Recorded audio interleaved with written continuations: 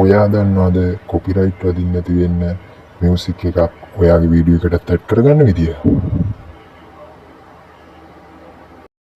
ගොඩක් ක්‍රම තියෙනවා. හැබැයි පහසුවෙන්ම කරගන්න පුළුවන් ක්‍රම දෙකක් ගැන තමයි අද මම මේ වීඩියෝ එකෙන් කියලා දෙන්නේ.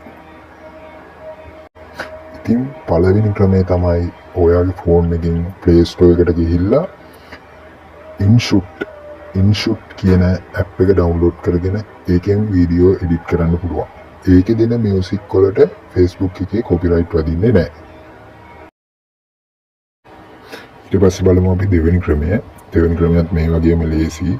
Play Store එකට ගිහිල්ලා Edits ඇප් එක ඩවුන්ලෝඩ් කරගන්න ඕන.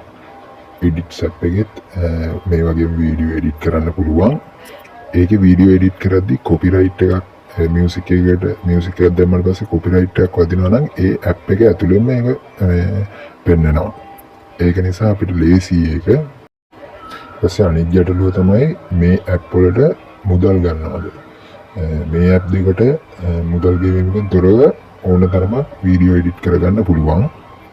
ඒක නිසා අපිට unlimited වීඩියෝ එඩිට් කරගන්න පුළුවන් මේ ඇප් දෙක මගින්. මට කරන පුංචි උදව්වක් විදිහට මේ වීඩියෝ එකට ලයික් එකක් කමෙන්ට් එකක් දාන්න අමතක කරන්න එපා. තව කෙනෙකුට දකින්න ෂෙයා කරලා තියාගන්න. ඉතින් යාළුවනේ මේ වගේ වැදගත් වීඩියෝ එකක් අරගෙන ආයෙත් දවසක හම්බ වෙමු.